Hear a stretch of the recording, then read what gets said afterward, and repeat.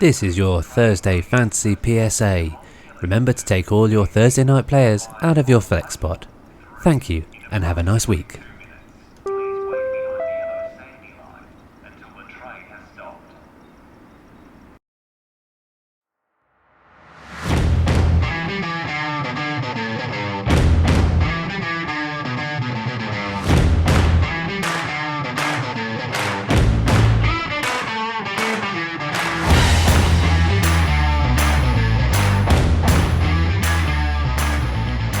Hello everybody and welcome back to another episode of Rugby with Pads.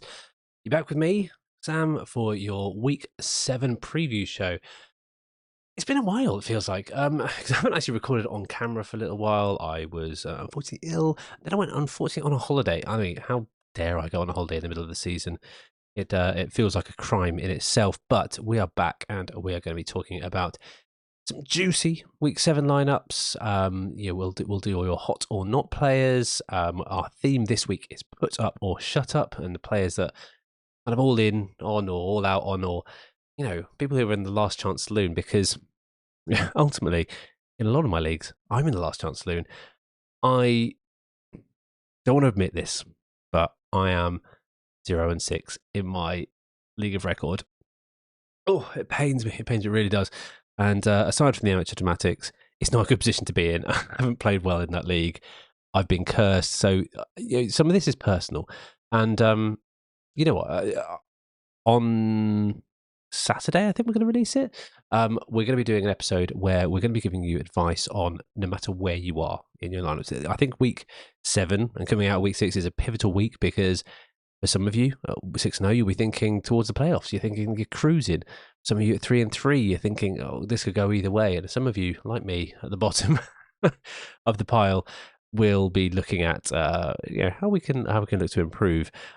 Today, I'll also look to cover our DFS picks. We're in partnership with Fantasy Gameday, and you know what? If we've got time, we'll also take a look at something that I've used to spice up our dynasty lineup a little bit, and I'll leave it at that for now, and you can see it at the end. That those who are in my dynasty lineups already know what it's about. It's a lot of graphs, but if you enjoy that kind of thing and you want to make it a bit more interesting in terms of storytelling, that's what it's all about. But let's get straight into it.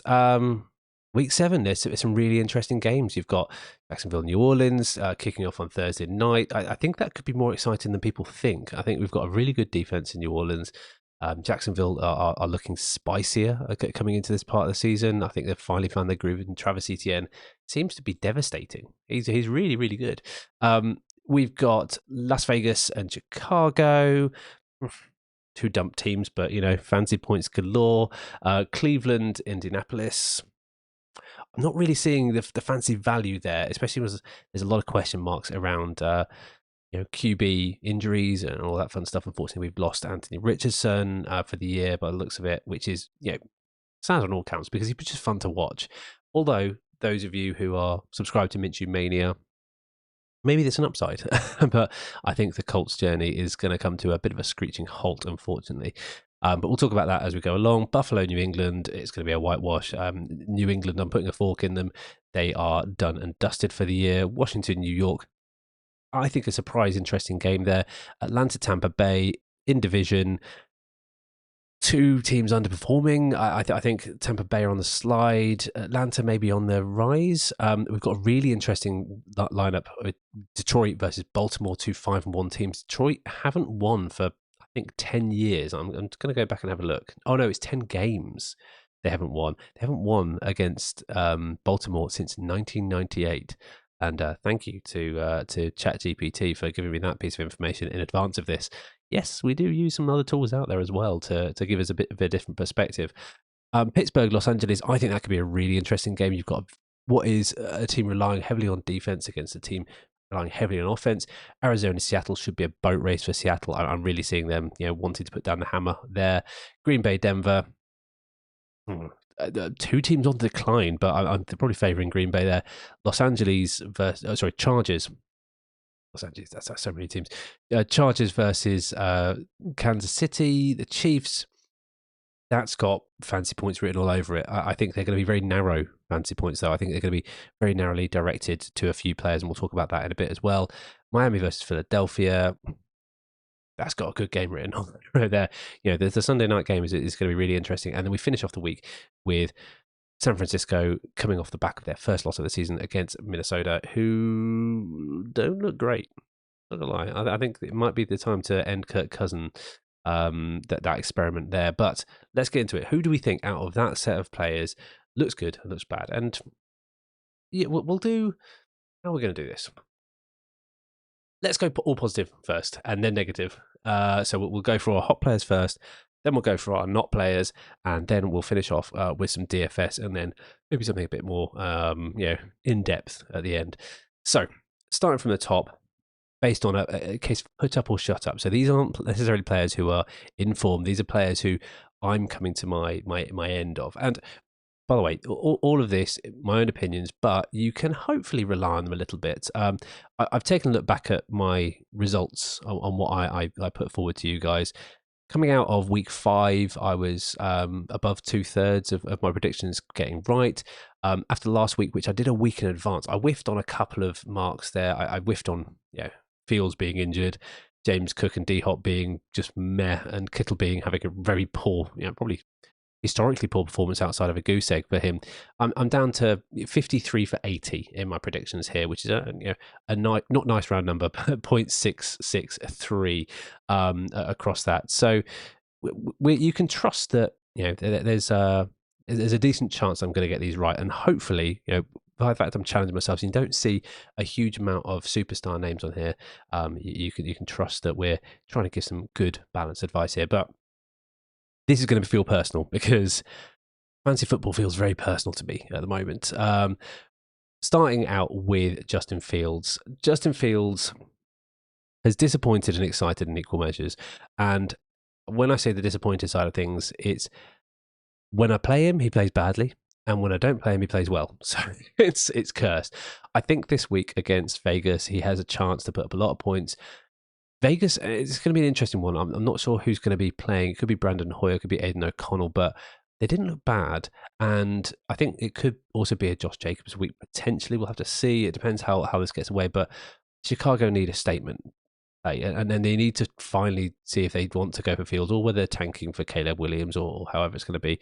Well, I think someone else has their first round pick next year, or do they have someone else's first round pick? Either way, whether they're going to have a QB change and a whole regime change over there.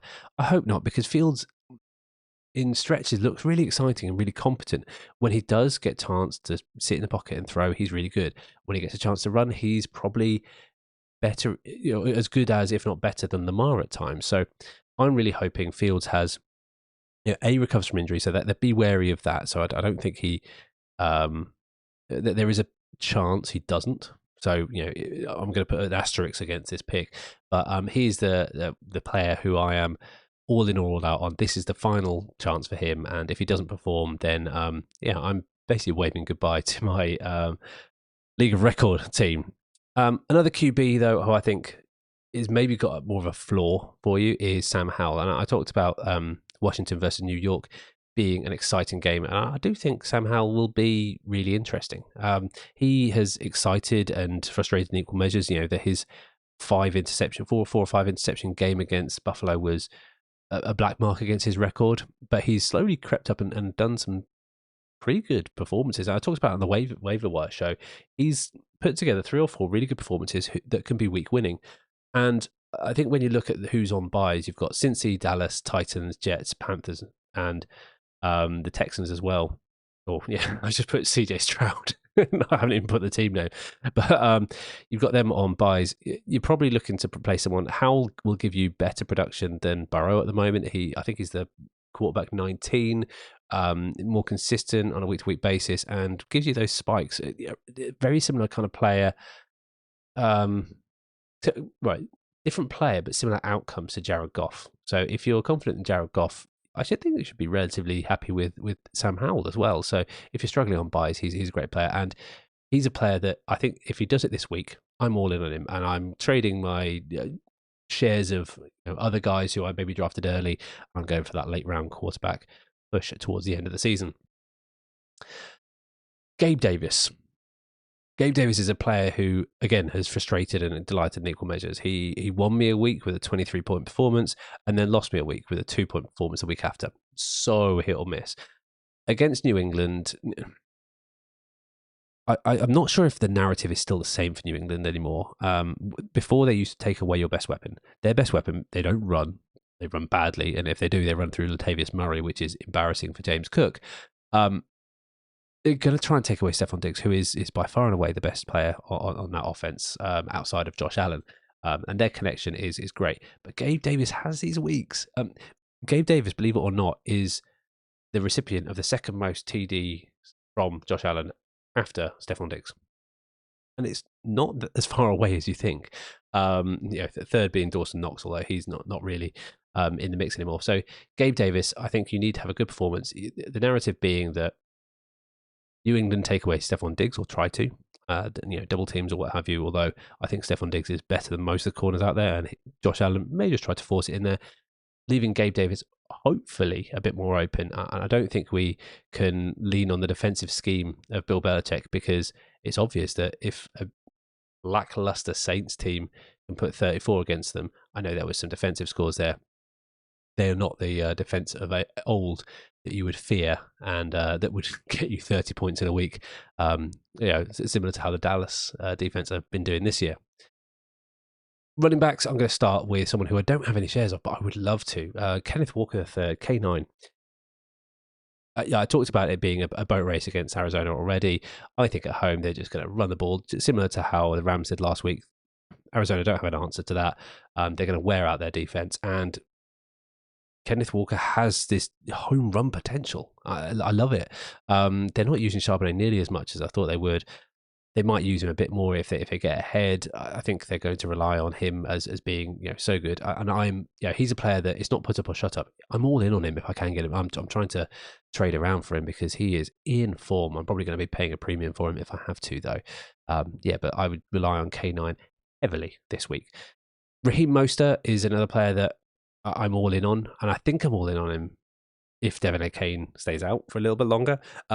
He's a player that I haven't had confidence to start, and I don't have many shares of him. I've maybe got 1 or 2 shares of him, but I haven't had much confidence to start with him because there's always that niggling thing in the back of your mind. He's 31. He's injury prone. Is injury prone a thing? I think with Mostert it is, and definitely with the running back trio or quadruple, however many people they're putting in that lineup for Miami. But Mostert has this breakaway speed. He's okay as a pass catcher, and I think he's a wise player. Being 31, being in the league for so long, having won Super Bowl titles. I think he's won multiple, maybe. Maybe not, maybe just one, but he's been in Super Bowls. Regardless, he is so good, and I think he is massively underrated. And I wish I had more of him this week, especially as I've lent heavily on Devin A.K.A. And he is out of my lineups, unfortunately. Brandon Ayuk is a player that I really like this week. Minnesota, despite their defense playing up to opponents, I don't think they have what they need against San Francisco. Now, there's questions whether CMC will be playing a full role, whether it's going to be Jordan Mason, whether it's going to be Elijah Mitchell. Debo looks like he's going to be out for this week, and Ayuk seems to be the primary read. It's the primary reads seem to be CMC, Brandon Ayuk, then Debo, then Kittle if it's schemed open for him or not. I think we can almost write off Kittle a little bit, but Ayuk has so much opportunity to do so well and move into that superstar club of fantasy players as well. He has not had a duff game to my memory. I really like him this week against Minnesota, who they're going to scheme up and they're going to be angry after a loss against a very tough Browns defense as well. And finally, for a tight end position, I'm going to go with Darren Waller. I was all in on him at the start of the season, and he showed a little bit last week. And whether it's scheming, whether it's Tyrod Taylor in for a good proportion of the game, I don't know what it is, but Darren Waller, I'm just hopeful that you can be the person that we wanted you to be in New York and be that primary pass catcher, be that primary recipient of all those lovely, lovely targets when they do come. he's so physical. He's such an athlete. I'm really hopeful, and I think this game against Washington don't have as good a defense as maybe it was once lauded to have. New York are stuttering, but I don't think their defenses, their offense is as bad as everyone thinks. I just don't think they've got the right mix, and they haven't had Saquon in the mix long enough to draw attention away and give Waller the opportunity. So yeah, I need to see it from Waller this week. Otherwise, I'm scrapping my 5th round selections that I had around the place and moving somewhere else. So just to summarize: Fields, Howell, Gabe Davis, K9, Mostert, Ayuk, and Waller, I think are all going to have good weeks. Let's look at the not so. And these guys are already in the doghouse. So it's a case of, right, this is your last chance. If you don't show it to me, I'm just ignoring you for the rest of the year. I think I've just traded for him. No, I didn't. I didn't end up trading for him. But Josh Jacobs, I was so high on at the start of the year, and I don't think it's going to be the game for him this week. I think they're going to be running from behind. So Josh Jacobs hasn't been included in the passing game a huge amount. He is the 31st least efficient. 31st most efficient. He's 31 in the efficiency rankings when it comes to yards per carry. That's something like 2.8 or something like that. Whereas last year he was like 4.5 or something stupid. So he's not in the system that is allowing him to be the RB1 that he was last year. He's now in RB3 conversations, I think. And with the emergence of Michael Mayer last week, and there being a questionable quarterback coming in, we're just going to have to see how it plays out. But I don't think that Jacobs is going to have the week. And I think if you've got him, you might be considering shipping him on name value alone. He's definitely there. And someone else who has that running back name value from years gone by is Najee Harris. And I think I'm giving up on this experiment. I think he's done for me. Yes, he's coming back from a bye, going up against LA, who don't have the greatest defense, but I just Pittsburgh offense. Just I've talked about Matt Canada before. The fact that Jaylen Warren, when Najee is healthy, gets 45% of the snaps. Najee is not the bell cow. He's not the Mike Tomlin bell cow back that you saw of old, of Le'Veon Bell, of all the other guys. He's just not him anymore. And I think the injuries and surgeries have caught up with him, unfortunately. And we may see him potentially fade out into RB, into a backup running back at some time. I don't think they have, too much more invested in him. I think he's in his 4th or 5th year now. I don't know whether they extended him, but either way, it's not looking good for Najee Harris. And yeah, I just don't like him in this game either, because I think Los Angeles, the Rams. I'm sorry, I'm reading off a sheet that says Los Angeles. It's obviously the Rams. I think they're going to have a really good go at this and probably strike a lead in the air. They're going to target deep, and I think they're just going to take a look at Puka and Tutu and Cup and think that they can just be better than them. So Stafford has really shone in some areas. So I'm really excited about this game in general, but I'm not excited about Najee Harris. And it's going to be a lot of running backs here. Gus Bus is next. Baltimore just can't get him going. And I'm not sure whether it's injury. I'm not sure whether it's the fact that they've got so many running backs plus Lamar. It's just faded into the mix. I was really hopeful for him. It's just not working out. They missed A.K.A. Dobbins, who is by far and away more productive, more talented than the rest of the guys. Gus, I think, is destined to be a spot starter, if that, but he's not going to be in my list, and I'm going to be shipping him away as much as possible. Next on the list, though, A.J. Dillon. Green Bay just can't get the running game working this year. I don't know what it is. A.J. Dillon had so much promise coming in this year, and there was so much talk about him getting more targets as well in the running game and the passing game. It's just not worked. And Denver, their defense has looked spicier. Against the Chiefs, who played down to their opponents, definitely.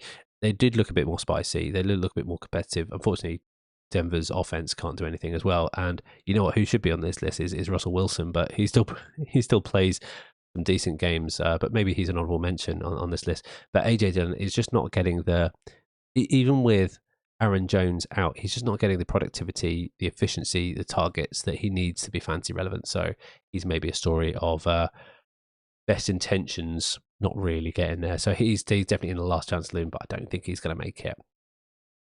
Tight ends was difficult, but I've landed on K. Dotton. And K. Dotton annoys me because he has so much opportunity to be good. He's on the field like 97% of snaps, but he does too much blocking. And he does too much blocking because the offensive line needs to give Baker time in the pocket. Baker holds onto the ball longer than most, and he's being used as that extra lineman. And I don't think that's really his game. Because of that, his fantasy scores have gone down into the 4s. It's not what you're looking for. He's not got the touchdown upside because all those targets are going to Mike Evans, who is huge. And the PPR game, the middle order, the slot play, that's all going towards Chris Godwin, who has slowly and quietly been a decent performer. And he's someone that I'm really high on with Baker under center. But Otten, I don't think it's working out. It was tough because there aren't many good tight ends, and he's a player that I've had in a lot of lineups over the past 6 weeks, and I've really wanted it to work, and it just hasn't. And the emergence of people like Jonnu Smith, I'm just thinking, okay, Otten, you're going down the pan. But some of those were low softballs. Let's go for a tough one, and let's go for a big one. And I'm just going to say outright, there's multiple players. The Kansas City wide receiver core. That isn't Kelsey. And I'm not that Kelsey is a wide receiver, but anyone who isn't Kelsey basically in that receiving game. They all have games. Rashee Rice, okay, well, you have an 18 game, then you disappear, and then you have a 10 game, and then you disappear. Sky Moore, occasionally popping up with a touchdown because of an off center, lineup and just scheming him open. But in terms of consistency, Kadarius Toney, as well, just appearing with gadget plays and weird and wonderful, just being incredibly open for one play of the game and hitting it, although for a time he didn't have hands. The only thing that is consistent in Kansas City when it comes to the receiving game is Kelsey. And the future Mr. Swift, not to confuse that, or maybe anyway, or either the future recipient of a Taylor Swift album written about his misdeeds. Travis Kelce is the only one that I'm looking at there. I like Isaiah Pacheco, but even in the running game, it's a bit poor. But I'm going to go with effectively KC skill positions that aren't Patrick Mahomes or Travis Kelce. They're just not worth your time, and they're not playing the same kind of game that they were when they had Tyreek Hill. It's very, very different, and it's spread around so much that I don't think you can really rely on any of them to be fantasy relevant. But I do think all of them are great. All of them are really, really, really great if you want to trade them away, because the name value of having someone attached to Patrick Mahomes is huge. And finally, I'm going to go with Kirk Chains. Now, Kirk Cousins has, again, excited, but I think he's been dragged up by the fact he's had Justin Jefferson, and the last couple of weeks it's not looked great for him. With Justin Jefferson potentially out for the season, we're seeing now, I don't think Kirk is going to be your player unless he manages to find some kind of mind meld with Jordan Addison or KJ Osborne that manages to replicate what they did have with Justin Jefferson. I'm just not seeing him being as fantasy relevant as we thought at the start of the season, and we thought midway through the season as well. Kirk Cousins, you're on the way out, I believe, and I hope you prove me wrong, but for my predictions, I hope you don't as well. So finally, let's summarize again. The hot players, we're going Fields, Howell, Gabe Davis, K9, Mostert, Ayuk, and Waller. And the players to avoid, your not so hot players, Jacobs, Najee, Gus Bus, AJ Dillon, K. Dotton, any of the wide receiver core from Kansas City, and of course Kirk Chains. I might put a bit of a Kirk Chains picture up here. He made the list. You'll see it later on in the Instagram post. He made the list of the title card for the who's not side of things. So, and we have done an honorable mention to his Kirk Chains alter ego, which I do love, but I just don't think we're going to be seeing the chains come out anytime this year. Right, we'll take a quick break and we'll be back on the other side. I've got to get my iPad ready, and we'll take a look at our DFS picks for this week and focus on who I think is going to be a good value and who I just think is interesting.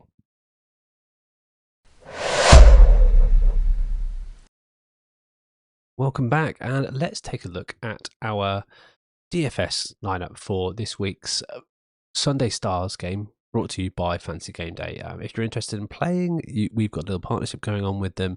You can use code RWP99 for a free game after you set your first lineup. But let's get into it.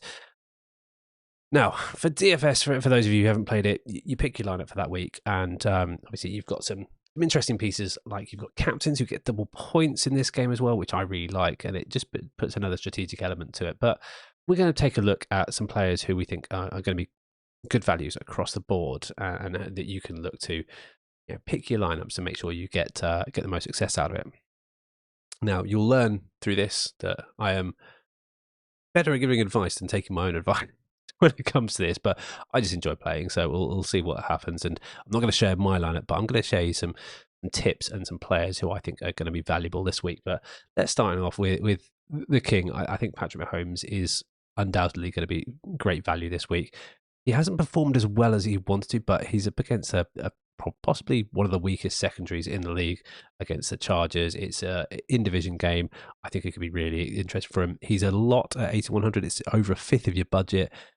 But is he worth it? Probably is, And I think with the fact that we've got question marks over Josh Allen and, interesting, Herbert. Obviously Herbert had his finger issue. Whether he's going to play, I think he will play, but just Herbert looking very disappointed there in his picture. There are a few high-level players who I think you want to rely on. We've already talked about Justin Fields this week. If he's inactive, you don't want to put him in a DFS lineup. Lamar Jackson, I don't think has performed well enough for me to want to dump 6,500 on him. Jordan Love, I think, is a bit overpriced there. Matt Stafford is an option, but he's going against a very stiff defense. But the player I like, next on my list is Sam Howell. At 5,500, you're getting performance equivalent to Jared Goff in recent weeks. Better than Geno Smith, who's more expensive, considerably better than Russ Wilson and Matt Stafford and Jordan Love. So when you're looking at that and comparing them in a little vacuum here, I think Sam Howell is a really interesting prospect. So he's someone I would really go for. And if he does play, I think it's obvious that you need to play Justin Herbert. And he's kind of a third, the bronze place on my list here. He's so good, and he has the talent even when he's injured. And I think he probably will play. If he does, I can expect a really good performance where they're going to be playing to win. It's a really important game. Obviously, they always play to win, but if they can get one up against the Chiefs, that's really important in that playoff race. And I know a lot of people are thinking, right, well, what's the Brandon Staley experience? It hasn't been great for him, but I think for fantasy purposes, the Brandon Staley experience has been very good for Justin Herbert. Moving on to running backs. I've already talked about it in the hot episode. Get K9. I think he needs to be the start of your lineup and potentially even an option for your captain, but we'll come back to that in a little bit. Elsewhere, I don't like Josh Jacobs as much. Bijan Robinson, not really shone, and you want players who can really spike in DFS, who are going to put you up against your competition. You're not playing one person; you're playing potentially over 100. And you know what? This game on Fantasy Gameday has really grown. When I first started playing, it was like 50, 60 players. We're now up to 120, 130 last week. So the prize pool's getting bigger and more people get paid out. That's why we like it. And hopefully I get paid out one of these weeks. I haven't done particularly well, but I do it for fun. I don't do it to make a huge amount of money. Similarly to how I do this podcast. We're doing it for fun, guys. We're doing it as a creative outlet. But I really like Brian Robinson this week. I think he's going to be a really interesting pickup. There are some other interesting pickups. Brian Robinson has just looked so explosive. He looks like he's got an X factor. I do like Isaiah Pacheco as well, for the same reason that I like. I talked about it earlier, and I like Travis Kelce, and we'll get onto that in a little bit. For the Chiefs, I like Mahomes this week as well. I think he's going to be good. If you've got the budget for him, he's a very solid option to get you across the line there. Isaiah Pacheco against what is, again, probably a pretty poor run defense in Chargers. Maybe that was an old narrative, but I've just got a feeling he's going to do some damage there. There are some interesting players here as well. Whether Jonathan Taylor is coming back to being Jonathan Taylor of old, of 2021, we'll have to see. But 3,700, he's worth a punt potentially. Elsewhere, it gets a bit dirty, but we'll talk about some of these guys in the budget players. I like, Devonta Foreman as a budget player. He spikes so much, and against a Las Vegas team who they could run all over him. And who else is it going to be in Chicago? We'll have to see. Wide receiver, you know what? There are some great names here, and I'm going to pick three very obvious names. Starting with someone who we're going to pair with Justin Herbert if we go down that route, and I'm going to put it out there. He's going to be my pick for the captain this week. So my star selection, my RWP captain, is going to be Keenan Allen, 6,500. He's cheaper than Diggs, who has potentially a tough double team matchup. Cooper Kupp, it could be a Cooper Kupp week, it could be a Puka week. Obviously, you think about the my meld there as well. Cooper Kupp definitely is in my consideration, 7,100, but he's expensive for what he is. The fact that you've got a bit more money to play with Keenan Allen, and Puka Nacua could be a cheap version of Cooper Kupp on his week, although it does look like Cooper Kupp is going to be dominating moving forward. We'll have to see what happens there. I do really like Amon-Ra St. Brown this week, though. He is going to be a bit of a cheaper version of the guys that we want to pick up at the top level there. And I'm going to be spending a decent amount of my budget on wide receivers this week. They're going to lead in captain. They're going to be leading on my spend as well when it comes to my two other positions, and possibly even flex as well. But Amon-Ra St. Brown, so much opportunity there. Yes, we've got Jameson Williams, who is a bit of a burner, got 2 targets last week, got in the end zone, did great. But Amon-Ra St. Brown is so consistent. He's starting to get that mind meld with Jared Goff that you really want. Yes, Josh Reynolds keeps spiking up and having those weird games where he gets like 8 receptions, but Amon-Ra St. Brown is the guy you look to. He is a safety blanket. He's everything, and he is so incredibly competitive and incredibly talented that you really want a piece of that. We talked about Gabe Davis earlier. He's a bit of a risk when it comes to DFS. Chris Godwin, I think, is a solid base. He's not going to wow. Drake London has a possibility to really spike, and as does Zay Flowers as well. Although the Detroit defense is tough, and Baltimore just haven't felt impactful on offense yet. So we'll see what happens there. Moving on to your tight end, it's going to be obvious. So I'm going to pick. I want to pick Kelsey, although he's got an injured status here. I didn't realize when I was writing this before. Didn't realize. Oh, he's got an ankle injury potentially. But I'm surprised that the guys at Fantasy Gameday haven't changed the picture to Taylor Swift. Maybe they haven't got Taylor Swift's image rights yet. Maybe that's something to get onto the memes. But Travis Kelce, when he plays, even when he's marginally injured, he's so good. And I think in division game he will end up playing. So I keep an eye on that one. If not, Mark Andrews is a decent target haul, considerably cheaper than Travis Kelce. And if you're looking at budget players, I would be looking at Sam Laporta, who is your tight end 2 at the moment. Limited on Wednesday, but I think that's maybe because they've been using him so much. They just want to make sure he nurses him through. But he was questionable a couple of weeks ago and he played, so hoping that's the narrative as well. And someone who I talked about earlier, so much cheaper than these guys, Darren Waller.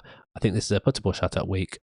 I think there is so much opportunity there for him, especially if Tyrod Taylor takes some snaps under center. We'll have to see what happens there. And finally, we're going to look at some budget beasts. Having a look at tight end, I talked about it last week, Michael Mayer, and the waivers show as well. Michael Mayer, if it continues to be that Jimmy G's out, he could emerge as that guy who you can't really block. He's looked last week like he did in college.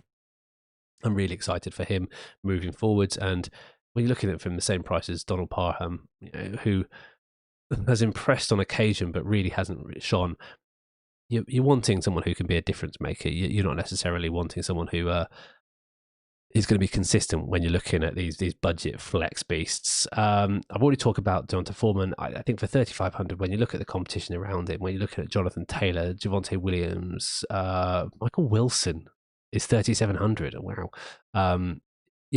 For someone who is going to play an RB1 choice in a team that needs to have a little bit of a run game to make it balanced, I think that Deontay Foreman is a really good option there for you. And finally, our last budget beast, talked about it a little bit when I was talking about the Sun God, Amon-Ra St. Brown.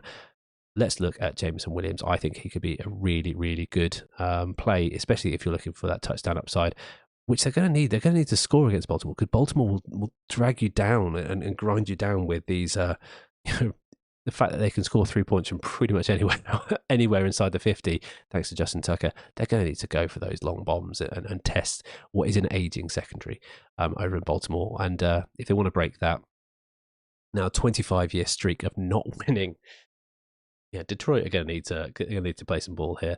So that's those are your game day picks. Remember, you can download the Fantasy Gameday app through the iOS store, through Android store, however you want to play.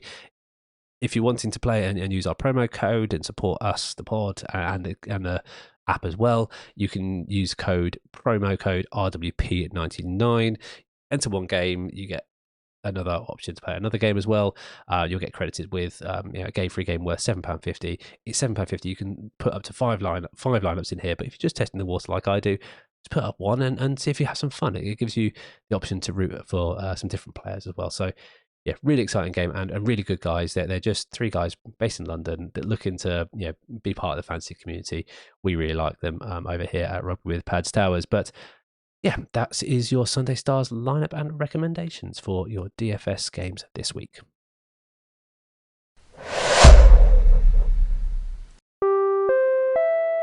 Right, competition time, guys. Rules are on the screen as you see them now, but part one is we're trying to drive subscriptions to rugbywithpads.com. You can find all the information here, but for every single subscription you make from £1 a month, you can get all the benefits like you would do on a normal Patreon. But as you go up, you can also get merch with it as well. And this is how we're selling our merch that you've seen me wearing during some of these YouTube videos as well. If you enter for as little as £1, you'll be entered into the competition. There's bonus entries for higher tiers as well. Now, we'll announce the winner of that on the pod once we've got a minimum of 10 subscribers, and then part two comes in. So get ready already.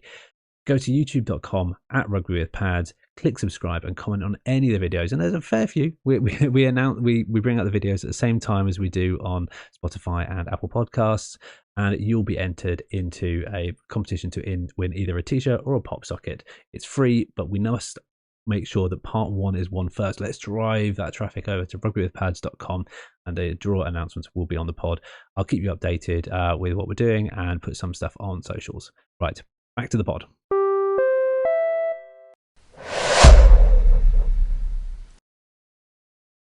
So welcome back. And I said I wanted to do something a little bit different and show something a bit more just different to spice things up a little bit. So I haven't done a home league review for a little while, but what I wanted to look at is how I, as a commissioner, try to make things a bit more interesting, try to get more buy-in to things. The worst thing at this time of season is when you see people fading away a little bit and not really buying into what we're trying to do in fantasy and play and just generally have fun with it.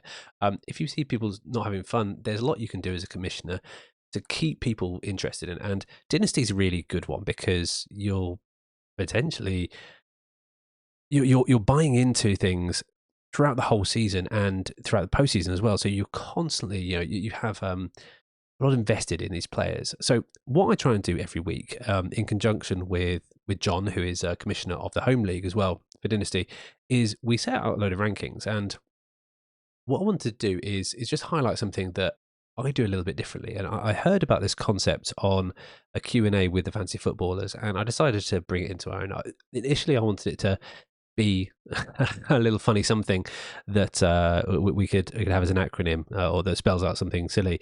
But ultimately, I couldn't work it out to do it with RWP and the franchise health index. So that's what we've come by. We've come with the FHI, the franchise health index. And what it is a set of metrics that measure beyond just the raw scores. I don't think, especially in Dynasty, tells the full story of how a player is performing. I mean, not to make excuses for my team. My team is currently 2-4, but I've had. You can see on the right here if you're watching on YouTube.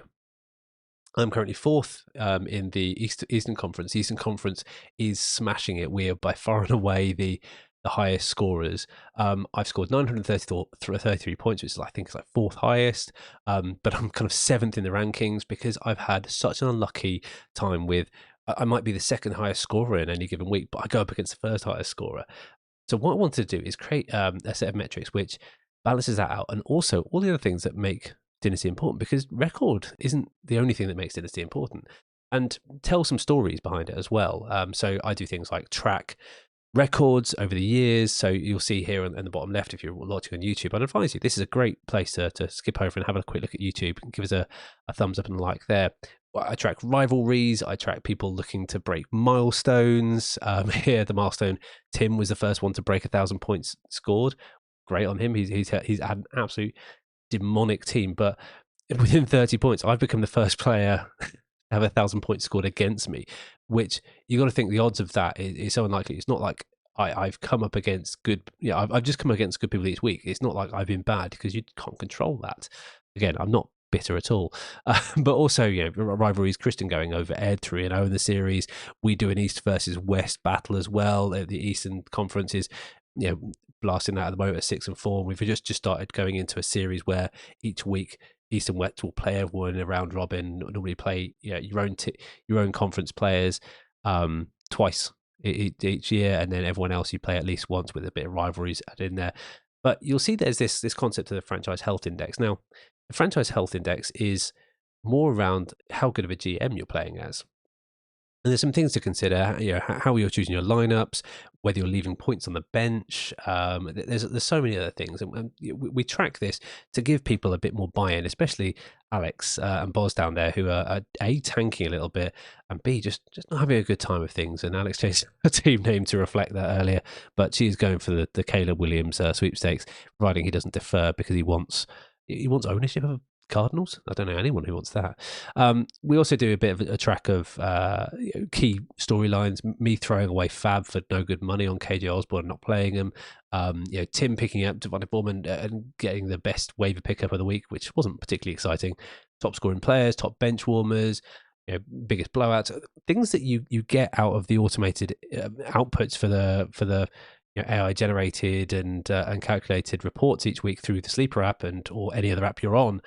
But I wanted to go a bit beyond that to make it personal for people, especially in Dynasty when you're tracking this over multiple years. I want to be able to see how things go. I mean, we have to do things like track rookies. We've got a special rule in this league as well. You have to play a rookie each week, so we make sure we do that. There's some exemptions and some choices that people will get to make, but make sure that it keeps everyone honest and make sure we've got some accountability across the whole group as well.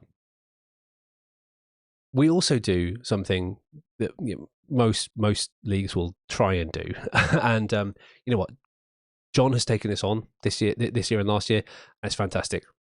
I do the off-season power rankings where I look at metrics around how I judge the roster to be coming up and stuff like that, and you see a lot of people moving around, and we're trying to keep people excited for the off-season, but the traditional power rankings comes into place from week one, and John does a great write-up each week of the competitions and how people are faring, based on how people are either tanking or not.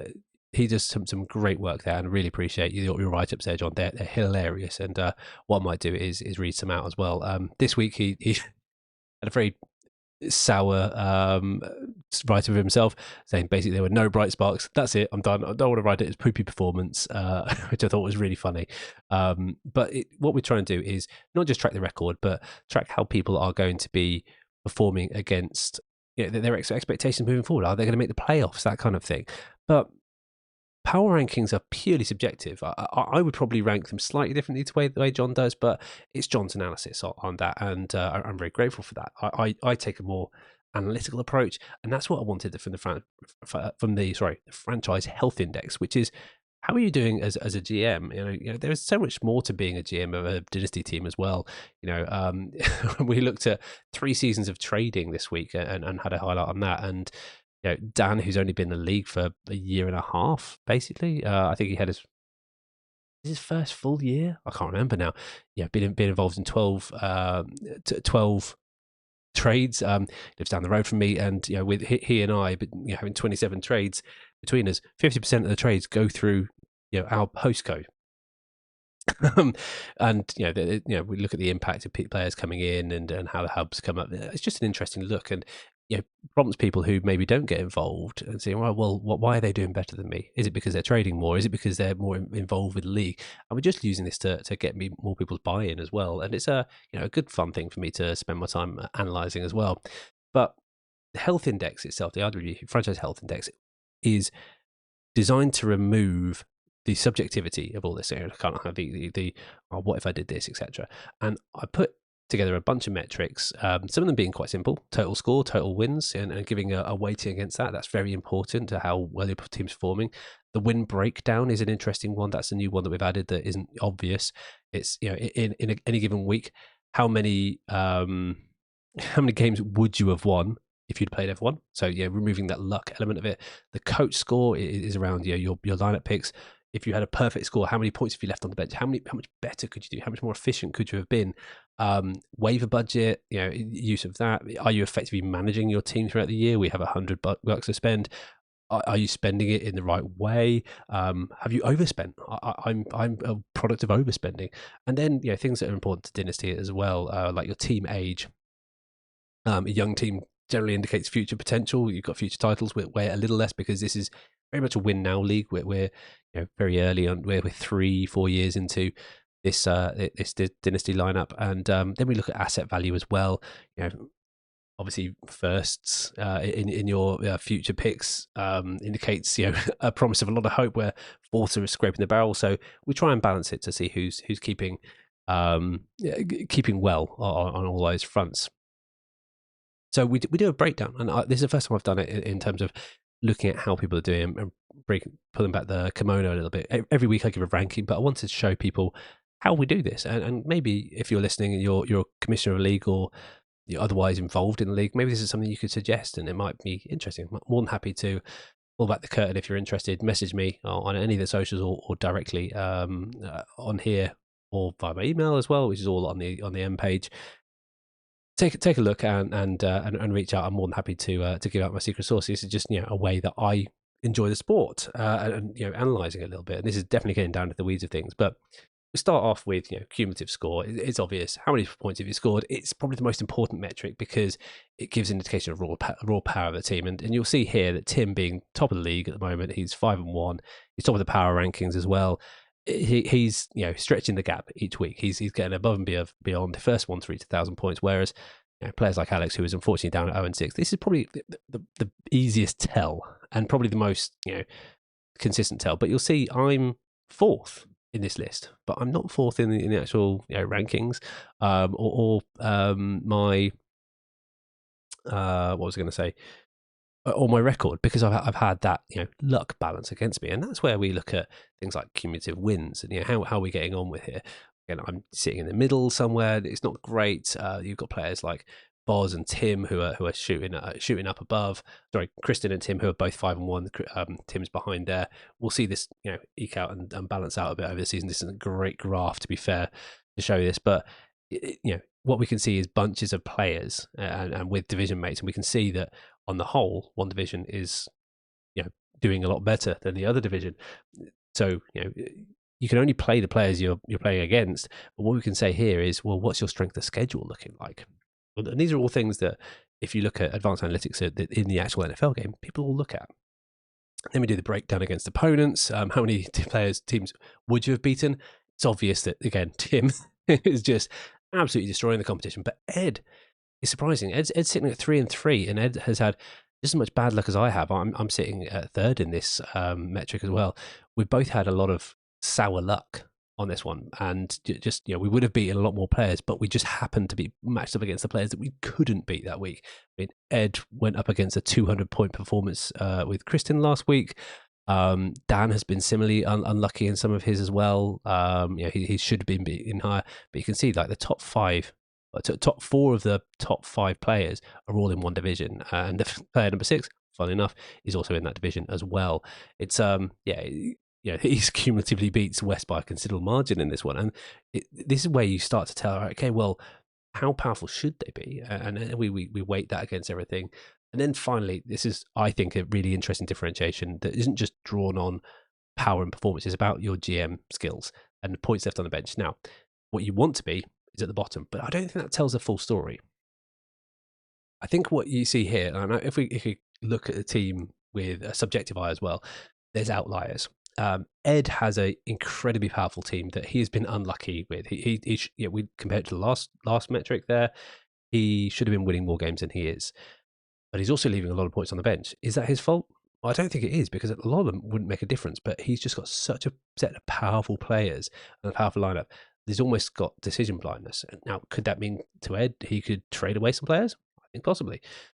Dan has made some unfortunate decisions, but he's had some absolute mega breakouts there. And on the other end of the scale, you've got Rob here. Rob, who has an ailing team that is in need of a bit of a refresh.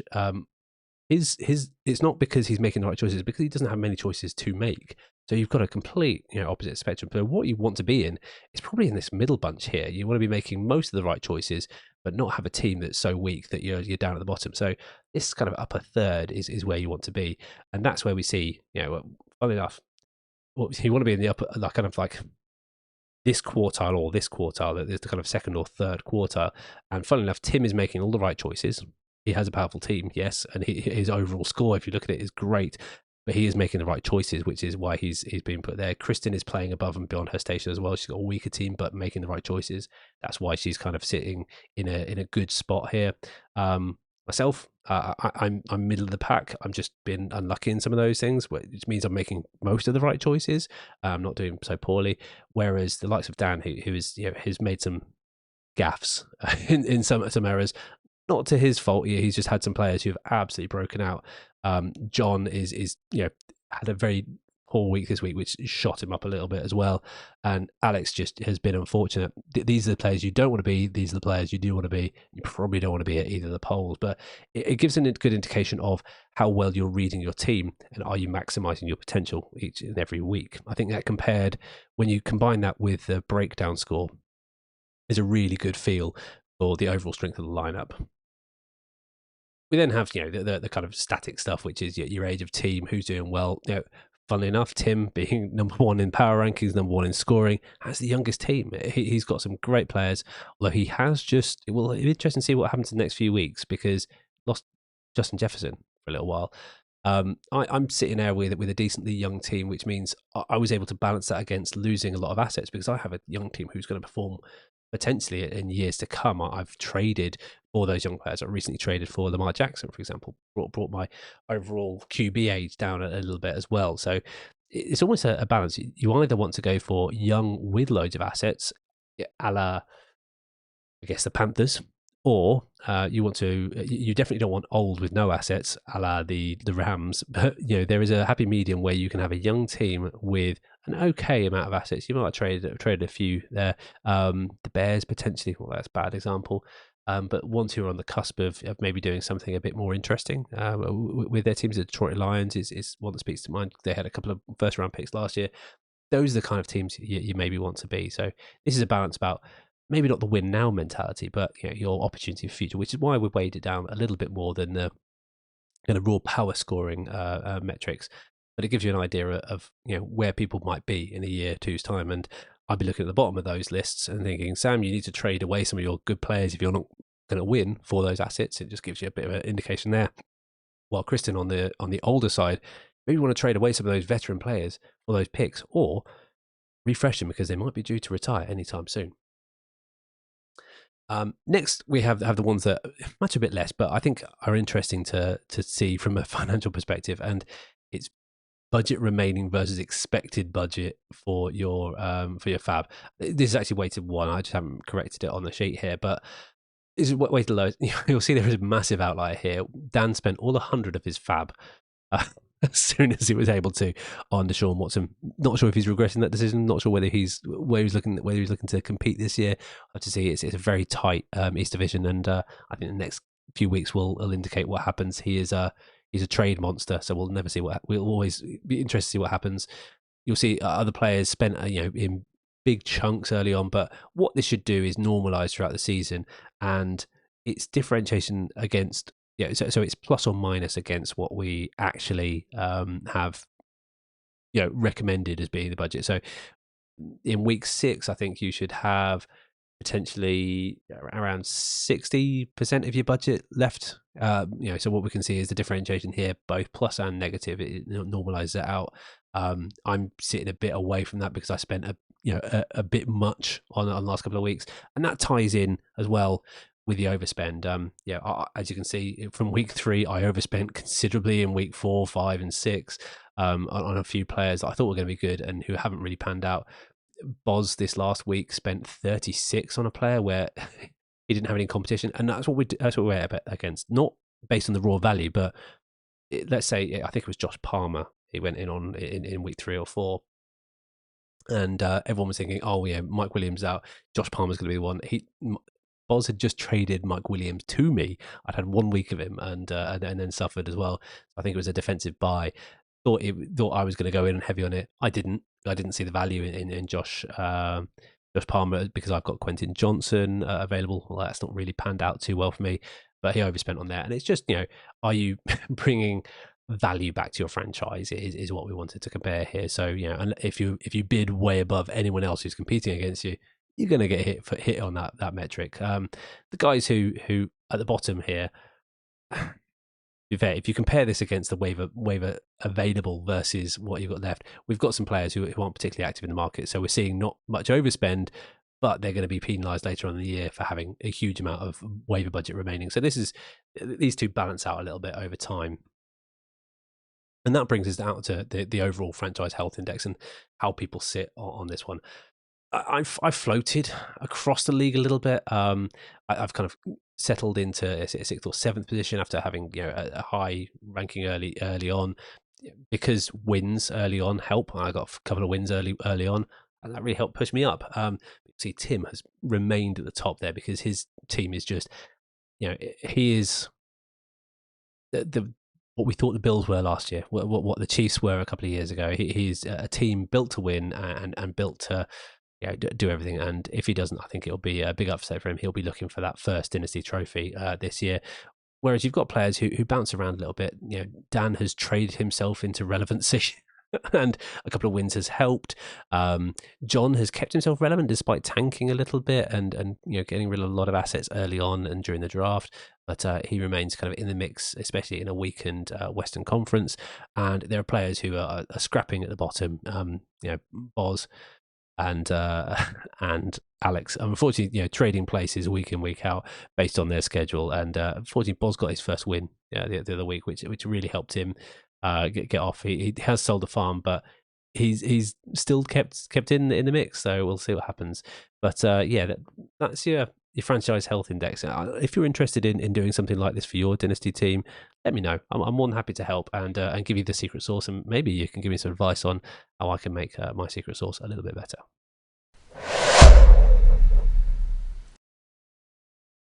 And that's your lot, folks. Thank you so much for listening. I really appreciate it. If you watch on YouTube, please comment, like, subscribe, all of that fun stuff.